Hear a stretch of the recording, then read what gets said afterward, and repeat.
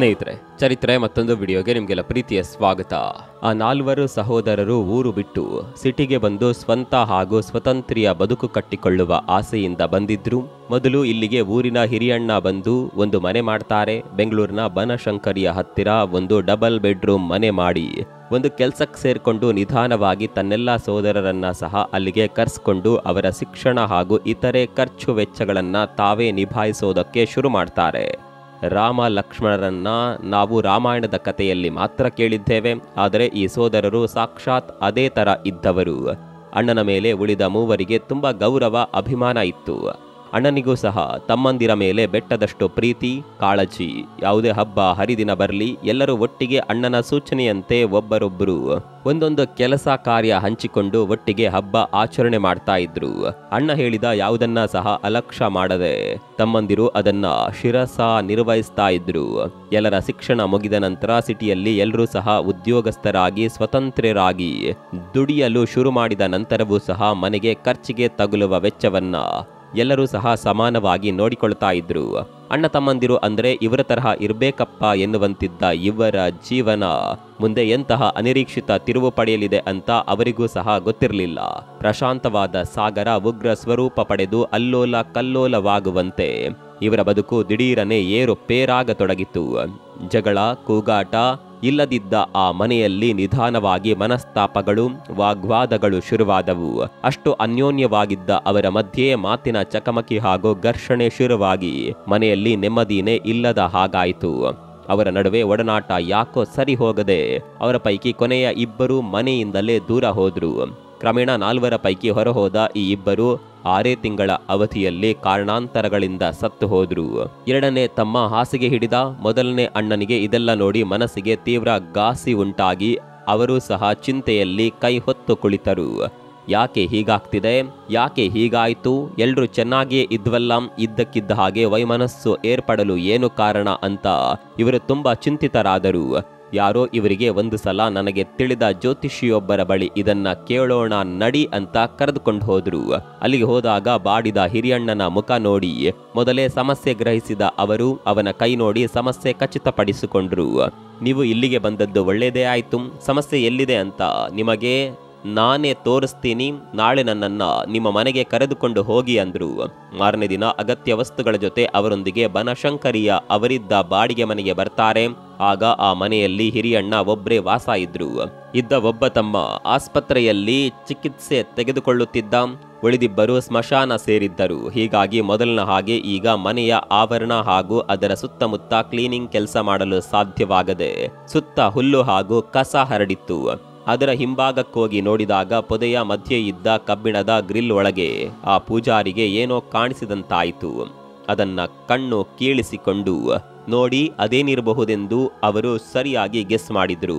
ಹಿರಿಯಣ್ಣ ಹಾಗೂ ಅವರ ಸ್ನೇಹಿತನನ್ನ ಹತ್ತಿರ ಕರೆದು ಇಲ್ಲಿ ನೋಡಿ, ನಿಮ್ಮ ಮನೆಯ ಸಮಸ್ಯೆಯ ಮೂಲ ಇಲ್ಲಿ ಬಚ್ಚಿಟ್ಕೊಂಡು ಕೂತಿದೆ ಅಂತ ಅಲ್ಲಿದ್ದ ಆ ವಸ್ತುವನ್ನ ಅವರಿಗೂ ತೋರಿಸಿದ್ರು. ಅಂಥದ್ದೇನಿದೆ ಅಲ್ಲಿ ಅಂತ ಅವರು ಬಗ್ಗಿ ನೋಡಿದಾಗ ಅಲ್ಲಿ ತಮಗೆ ಕಂಡ ಆ ವಸ್ತುವನ್ನ ನೋಡಿ ಅವರಿಬ್ಬರು ಚಕಿತರಾದರು. ಅಲ್ಲಿದ್ದ ಕಬ್ಬಿಣದ ಗೇಟಿನ ಮಧ್ಯದಲ್ಲಿದ್ದ ಕಬ್ಬಿಣದ ಸೊನ್ನೆಯಾಕಾರದ ನಡು ಮಧ್ಯೆ ಒಂದು ತಾಜಾ ನಿಂಬೆಹಣ್ಣು ಯಾವುದೇ ಆಧಾರವಿಲ್ಲದೆ ನಿಂತಿತ್ತು. ಅದನ್ನ ಇವರು ಮುಟ್ಟಲು ಹೋದಾಗ ತಡೆದ ಪೂಜಾರಿ, ಬೇಡ ಬೇಡ, ಅದಕ್ಕೆ ಕೈ ಹಾಕಬೇಡಿ, ಅದನ್ನ ನಾನು ಬೇರೆದೇ ರೀತಿಯಲ್ಲಿ ಅದರ ಶಕ್ತಿ ಕುಂದಿಸಿ ಅಲ್ಲಿಂದ ಕದಲಿಸುವೆ ಇರಿ ಎಂದು ಅಲ್ಲೇ ಕುಳಿತು ತಮ್ಮ ಚೀಲದಲ್ಲಿದ್ದ ಒಂದು ಹಳೆಯ ಬುಕ್ ತೆಗೆದು ಅದರಲ್ಲಿದ್ದ ಯಾವುದೋ ಒಂದು ಮಂಡಲವನ್ನ ಕುಂಕುಮದ ಮೂಲಕ ಅಲ್ಲೇ ನೆಲದ ಮೇಲೆ ಹಾಕಿ ಕರ್ಪೂರ ಇಟ್ಟು ಅದನ್ನ ಹಚ್ಚಿ ಮನಸ್ಸಿನಲ್ಲಿ ಏನೋ ಮಂತ್ರ ಪಠಿಸಿದಾಗ ಅಲ್ಲಿದ್ದ ಆ ನಿಂಬೆ ಹಣ್ಣು ಕದಲಿ ಕೆಳಕ್ ಬಿತ್ತು. ನಿಮಗೀಗ ಅಲ್ಲೇನು ನಡೆದಿರಬಹುದು, ಅದೇನು ಅನ್ನುವ ಅಂದಾಜು ಸಿಕ್ಕಿರಬಹುದಲ್ವೇ? ಹೌದು, ನಿಮ್ಮ ಊಹೆ ನಿಜ. ಅವರ ಮನೆಯ ಮೇಲೆ ಯಾರೋ ವಾಮಾಚಾರ ಪ್ರಯೋಗ ಮಾಡಿದ್ದರು. ಇವರ ಒಗ್ಗಟ್ಟು, ಬಾಂಧವ್ಯ, ಸಹಕಾರ ನೋಡಿ ಸಹಿಸೋದಕ್ಕಾಗದ ಕೆಲವು ಕುತಂತ್ರಿಗಳಿಗೆ ಇವರ ಮೇಲೆ ಕಾರಣವೇ ಇಲ್ಲದೆ ಅಸೂಯೆ ಹಾಗೂ ದ್ವೇಷ ಜಾಸ್ತಿ ಆಯಿತು. ಯಾರಿಗೂ ತೊಂದರೆ ಕೊಡದಿದ್ದ ಈ ಸೋದರರ ಜೀವನ ನಾಶ ಮಾಡಬೇಕೆಂಬ ದುರುದ್ದೇಶದಿಂದ ಯಾರೋ ಪಾಪಿಗಳು ಇವರ ವಂಶವೇ ನಾಶವಾಗಿ ಹೋಗ್ಲಿ ಎನ್ನುವ ಕೆಟ್ಟ ಬಯಕೆಯಿಂದ ಈ ರೀತಿ ಅವರಿಗೆ ಗೊತ್ತಿಲ್ಲದ ಹಾಗೆ ಮಂತ್ರಿಸಿ ತಂದ ನಿಂಬೆ ಹಣ್ಣನ್ನ ಅಲ್ಲಿ ಇಟ್ಟು ಅದರ ಪ್ರಭಾವದಿಂದಾಗಿ ಇವರ ಮನೆಯಲ್ಲಾಗ್ತಾ ಇದ್ದ ಎಡವಟ್ಟುಗಳು, ಸಾವುಗಳು, ನೋವುಗಳನ್ನ ನೋಡಿ ಎಲ್ಲೋ ಮರೆಯಲ್ಲಿ ಕುಳಿತು ಹಾಲು ಕುಡಿದಷ್ಟು ಆನಂದ ಪಡ್ತಿದ್ರು ಅನ್ಸುತ್ತೆ. ಇದನ್ನೇ ಆ ಪೂಜಾರಿ ಹೇಳಿದಾಗ ದೊಡ್ಡ ಅಣ್ಣನ ಕಣ್ಣಲ್ಲಿ ದುಃಖದ ಕಣ್ಣೀರು ಸುರಿಯಲು ಶುರುವಾಯಿತು. ಯಾರಿಗೂ ಕೇಡು ಬಯಸದ ನಮ್ಮ ಮೇಲೆ ಯಾಕೆ ಜನ ಈ ರೀತಿ ವಿಷ ಕಕ್ಕಿದರು? ನಮ್ಮ ಒಗ್ಗಟ್ಟು ಸಹಬಾಳ್ವೆ ಯಾರಿಗೂ ಅಸಹನೆ ಉಂಟು ಮಾಡದಿದ್ರೆ ನಾನೇ ಮೊದಲು ದೂರ ಹೋಗ್ತಾ ಇದ್ದೆ. ಅದಕ್ಕಾಗಿ ನನ್ನ ತಮ್ಮಂದಿರ ಸಾವನ್ನ ಅವರು ಯಾಕೆ ಬಯಸಿದ್ರು ಅಂತ ಕಣ್ಣೀರು ಹಾಕಿದರು. ಅವರಿಗೆ ಸಂತೈಸಿದ ಪೂಜಾರಿ, ಇಂಥವು ತುಂಬಾನೇ ಕಾಮನ್. ನೀವು ಯಾವಾಗ ಅಂತಹ ಅನಿರೀಕ್ಷಿತ ಘಟನೆಗಳು ನಿಮ್ಮ ನಿಯಂತ್ರಣ ತಪ್ಪಿ ನಡೆಯೋದಕ್ಕೆ ಶುರುವಾದವು ಆಗ್ಲೇ ಯಾರ ಹತ್ರನಾದ್ರೂ ಹೋಗಿ ಪ್ರಶ್ನೆ ಮಾಡಬೇಕಿತ್ತು. ತುಂಬಾ ತಡ ಮಾಡಿದ್ರಿ. ನೀವು ಇನ್ನು ಕೊಂಚ ತಡ ಮಾಡಿದ್ರೆ ಇದರ ಶಕ್ತಿಯಿಂದ ಈಗ ಹಾಸಿಗೆ ಹಿಡಿದಿರುವ ನಿಮ್ಮ ಇನ್ನೊಬ್ಬ ತಮ್ಮ ಕೂಡ ನಿಮ್ಮ ಕೈಗೆ ಸಿಗ್ತಾ ಇರಲಿಲ್ಲ. ನಾನು ಇದರ ಶಕ್ತಿ ಅರ್ಧ ಮಾತ್ರ ಕುಂದಿಸಿದ್ದೀನಿ. ನಿಮ್ಮ ಮನೆಯ ಸುತ್ತ ಹೋಮ ಹವನದ ಪೂಜೆ ನಡೆದು ಎಲ್ಲ ಕಡೆ ಗೋಗಂಜಲದ ಪ್ರೋಕ್ಷಣೆಯಾಗಬೇಕು. ನಾನು ಹೇಳಿದಂತೆ ನೀವು ಕೇಳಿದ್ರೆ ಎಲ್ಲ ಸರಿ ಹೋಗುತ್ತದೆ, ಎದ್ದೇಳಿ ಅಂದ. ಆ ನಿಂಬೆಹಣ್ಣನ್ನ ಅಲ್ಲಿಗೆ ಯಾವಾಗ ತಂದಿಟ್ಟಿರಬಹುದು ಅಂತ ಅವರು ಕೇಳ್ತಾರೆ. ನಿಮ್ಮ ಮನೆಯಲ್ಲಿ ಮೊದಲ ಗಲಾಟೆ ಅಥವಾ ಮೊದಲ ಮನಸ್ತಾಪ ನಡೆದ 1 ವಾರದ ಮುನ್ನ ಅದನ್ನ ಇಲ್ಲಿಟ್ಟಿರುವ ಸಾಧ್ಯತೆ ಇದೆ ಅಂತ ಪೂಜಾರಿ ಅಂದ್ರು. ಅಂದ್ರೆ ಸರಿಸುಮಾರು 7-8 ತಿಂಗಳಿನಿಂದ ಅದು ಅಲ್ಲೇ ಇದೆ.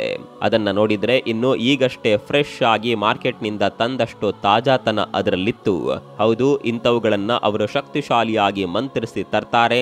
ಅವುಗಳ ಪವರ್ ಇರುವವರೆಗೂ ಅವು ಹೀಗೆ ಇರುತ್ತದೆ. ನೋಡ್ತೀರಿ, ನಾಳೆ ನಮ್ಮ ಪೂಜೆ ಮುಗಿಯುವ ಹೊತ್ತಿಗೆ ಅದು ಸಂಪೂರ್ಣವಾಗಿ ಬಾಡಿ ಹೋಗುತ್ತದೆ. ಅದು ಸುಟ್ಟು ಹೋಗುವ ಸಾಧ್ಯತೆಯೂ ಕೂಡ ಇದೆ ಎಂದು ಆ ಪೂಜಾರಿ ಹೇಳ್ತಾರೆ. ಸ್ನೇಹಿತರೆ, ಇದ್ಯಾವುದೋ ಸಿನಿಮಾ ಅಥವಾ ಧಾರಾವಾಹಿಯ ಕಥೆಯಲ್ಲ, ಇದು ನೈಜ ಘಟನೆ. ಇಂಥವುಗಳ ಬಗ್ಗೆ ನಾವು ಇಲ್ಲಿ ದಿನನಿತ್ಯ ಒಂದಲ್ಲ ಒಂದು ಕಡೆ ಕೇಳುತ್ತಲೇ ಇರ್ತೀವಿ. ಸಿಟಿ, ಹಳ್ಳಿ ಎನ್ನದೇ ಇವು ಎಲ್ಲಿ ಬೇಕಾದರೂ ನಡೆಯುತ್ತವೆ. ಈ ವಾಮಾಚಾರ, ಮಾಟ ಮಂತ್ರ ಇದೆಲ್ಲ ನಿಜಾನ? ಇವು ಇಷ್ಟು ಶಕ್ತಿಶಾಲಿನ? ಇವುಗಳನ್ನ ಯಾರು ಮಾಡ್ತಾರೆ? ಹೇಗ್ ಮಾಡ್ತಾರೆ? ಇವು ಹೇಗ್ ಕೆಲಸ ಮಾಡುತ್ತದೆ? ಯಾಕಾಗಿ ಇವುಗಳನ್ನ ಮಾಡಲಾಗುತ್ತೆ? ಇವುಗಳನ್ನ ನಿಯಂತ್ರಿಸುವ ಆ ದುಷ್ಟ ಶಕ್ತಿಗಳು ಯಾವುವು ಎಂಬ ಕುತೂಹಲಗಳು ಇವತ್ತು ನಿನ್ನೆಯದಲ್ಲ. ಈ ಎಲ್ಲವುಗಳ ಬಗ್ಗೆ ಇವತ್ತಿನ ಈ ವಿಡಿಯೋದಲ್ಲಿ ನಾವು ನಿಮಗೆ ತಿಳಿಸುವ ಪ್ರಯತ್ನ ಮಾಡುತ್ತೇವೆ. ಒಬ್ಬ ರಾಜನು ಸಿಂಹಾಸನಕ್ಕೆ ಏರಬೇಕೆಂದರೆ ಅವನು 64 ವಿದ್ಯೆಗಳಲ್ಲೂ ಸಹ ನಿಪುಣನಾಗಿರಬೇಕು ಎಂಬ ನಿಯಮ ಆಗ ಇತ್ತು. ಈ 64 ವಿದ್ಯೆಗಳಲ್ಲಿ ಕ್ಷುದ್ರ ವಿದ್ಯೆ ಸಹ ಒಂದು. ಹಾಗೆಂದರೆ ಬ್ಲ್ಯಾಕ್ ಮ್ಯಾಜಿಕ್, ಮಾಟ, ಮಂತ್ರ, ತಂತ್ರ. ರಾಜನಾಗತಕ್ಕವನು ಇತರೆ ವಿದ್ಯೆಗಳ ಜೊತೆ ಇದನ್ನ ಸಹ ಕಲಿಯಬೇಕು ಅಂತ ಶಾಸ್ತ್ರಗಳಲ್ಲಿತ್ತು. ನಮ್ಮ 4 ವೇದಗಳಲ್ಲಿ ಒಂದೆನಿಸಿದ ಅಥರ್ವಣ ವೇದದಲ್ಲಿ ವಿಶೇಷವಾಗಿ ಈ ಬ್ಲ್ಯಾಕ್ ಮ್ಯಾಜಿಕ್ ಬಗ್ಗೆ ಉಲ್ಲೇಖ ಬರುತ್ತೆ. ಸಾಮಾನ್ಯವಾಗಿ ಈ ವಾಮಾಚಾರ, ಮಾಟ, ಮಂತ್ರ ಅಂದ್ರೆ ಬಹುತೇಕರು ಬೆಚ್ಚಿ ಬೀಳ್ತಾರೆ.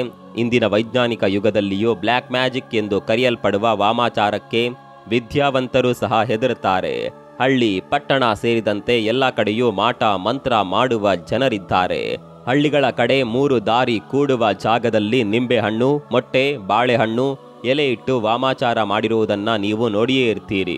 ಹಳ್ಳಿ ಪಟ್ಟಣದ ಸರ್ಕಲ್ ಬಳಿ ಬ್ಲ್ಯಾಕ್ ಮ್ಯಾಜಿಕ್ ಮಾಡಿರುವ ದೃಶ್ಯಗಳನ್ನ ನೀವು ಗಮನಿಸುತ್ತೀರಿ. 3 ರಸ್ತೆಗಳು ಕೂಡುವ ಜಾಗದಲ್ಲಿ ನಿರಂತರವಾಗಿ ವಾಮಾಚಾರ ಮಾಡುವ ಜನರಿದ್ದಾರೆ. ಇಂದಿನ ತಂತ್ರಜ್ಞಾನ ಯುಗದಲ್ಲಿಯೂ ಬ್ಲ್ಯಾಕ್ ಮ್ಯಾಜಿಕ್ ನಮ್ಮ ಮೇಲೆ ಪರಿಣಾಮ ಬೀರುತ್ತದೆ ಅಂತ ಅನೇಕರು ಹೇಳಿಕೊಂಡಿರುವುದನ್ನ ನೀವು ಗಮನಿಸಿರಬೇಕು.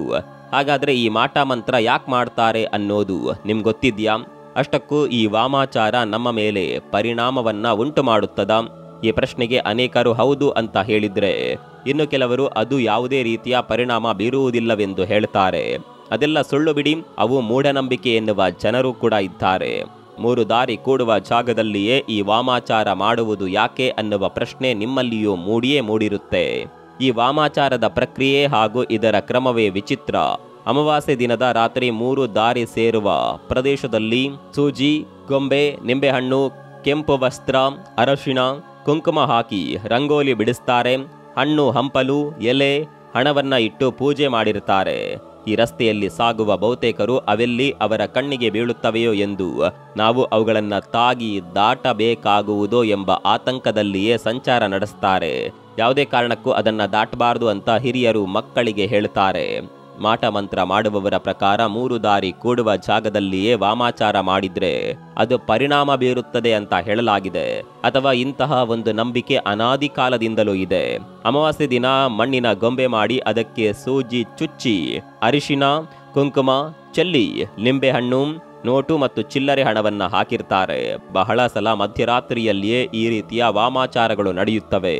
ಬೆಳಗ್ಗೆ ಕೆಲಸಕ್ಕೆ ಹೋಗುವ ಜನರು, ಕಾಲೇಜು ವಿದ್ಯಾರ್ಥಿಗಳು, ಮಕ್ಕಳು ಮತ್ತು ಹಿರಿಯರು ಮಾರ್ಗ ಮಧ್ಯದಲ್ಲಿ ಇವು ಕಂಡ್ರೆ ಭಯಪಟ್ಟುಕೊಳ್ತಾರೆ.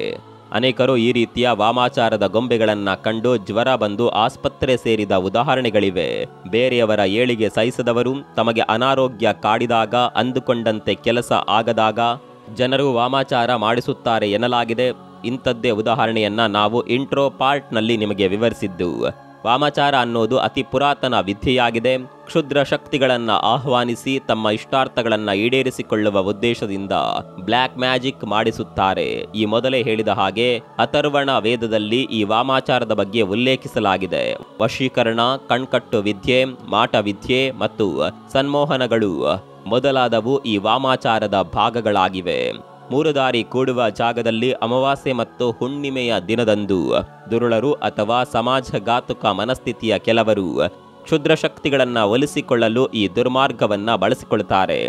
ಇದರಿಂದ ಜನರಿಗೆ ತೊಂದರೆಯಾಗುತ್ತದೆ, ಮಕ್ಕಳಲ್ಲಿ ಭಯ ಹುಟ್ಟುತ್ತದೆ. ಹೀಗಾಗಿ ಮೂರು ದಾರಿ ಕೂಡುವ ಜಾಗದಲ್ಲಿ ನಡೆದುಕೊಂಡು ಹೋಗುವಾಗ ಎಚ್ಚರಿಕೆ ವಹಿಸುವಂತೆ ಹಿರಿಯರು ನಮಗೆ ಹೇಳುತ್ತಾರೆ. ಅದರಲ್ಲೂ ಹುಣ್ಣಿಮೆ ಹಾಗೂ ಅಮಾವಾಸ್ಯೆಯ ಸಂಜೆ ಕತ್ತಲ ನಂತರ ಅಲ್ಲೆಲ್ಲ ಮದುವೆಯಾಗದವರು, ಬ್ರಹ್ಮಚಾರಿಗಳು, ಮಕ್ಕಳು, ಕನ್ಯೆಯರು, ಹೊಸದಾಗಿ ಮದುವೆಯಾದ ಹಸಿ ಮೈನವರು ಇವರ್ಯಾರು ತಲೆ ಕೂಡ ಹಾಕಬಾರದು ಎಂಬ ಕಟ್ಟಾಜ್ಞೆಯನ್ನ ಹಿರಿಯರು ವಿಧಿಸೋದು ನಮ್ಮಲ್ಲಿನ್ನೂ ಸಹ ನಡೆದುಕೊಂಡು ಬಂದಿದೆ. ದೇವರಲ್ಲಿ ನಂಬಿಕೆ ಇಲ್ಲದವರು ಈ ವಾಮಾಚಾರವನ್ನ ನಂಬೋದಿಲ್ಲ.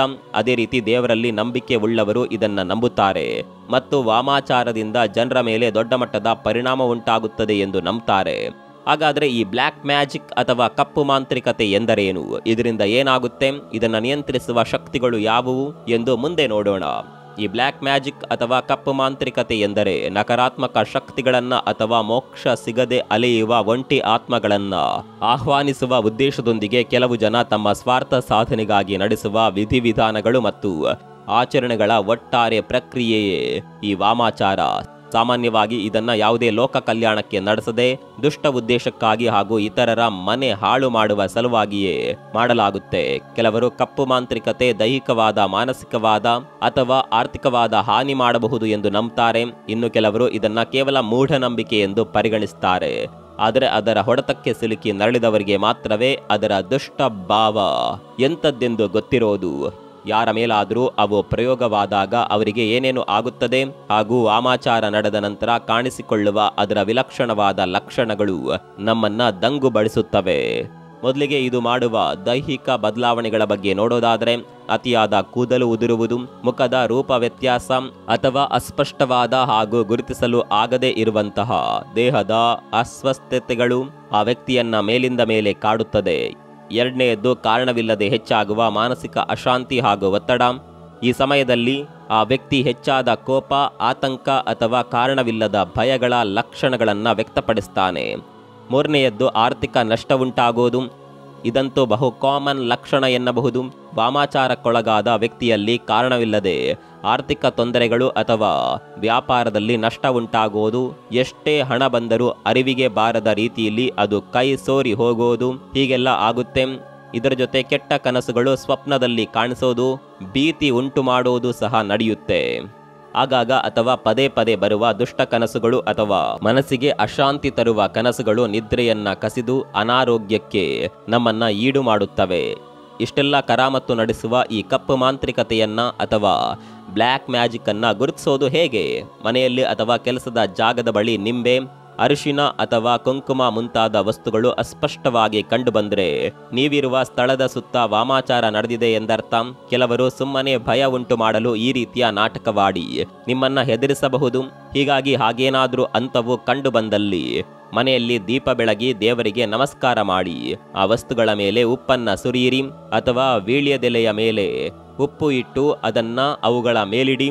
ಈ ಹರಳುಪ್ಪು ದುಷ್ಟ ಅಂಶವನ್ನ ಹೀರಿಕೊಳ್ಳುವ ಅಗೋಚರವಾದ ಶಕ್ತಿ ಹೊಂದಿರುತ್ತದೆ. ನೋಡಿ, ಇವಲ್ಲದೆ ಇನ್ನೂ ಸಹ ವಿಚಿತ್ರ ಅನುಭವಗಳು, ಕುಟುಂಬ ಕಲಹಗಳು ಮೊದಲಾದ ಅರ್ಥವಾಗದ ಸನ್ನಿವೇಶ ನಡೆದರೆ ವಾಮಾಚಾರದ ಪ್ರಯೋಗಕ್ಕೆ ಅವು ಪೂರಕ ಲಕ್ಷಣವೆಂದು ಭಾವಿಸಬಹುದು. ಯಾವುದಕ್ಕೂ ಸೂಕ್ತ ಕ್ರಮದ ಮೂಲಕ ಇದನ್ನ ಬೇಗನೆ ಪತ್ತೆ ಹಚ್ಚಿ ಅದಕ್ಕೆ ಬೇಕಾದ ಪರಿಹಾರ ಮಾಡಿಕೊಳ್ಳೋದು ಉತ್ತಮ.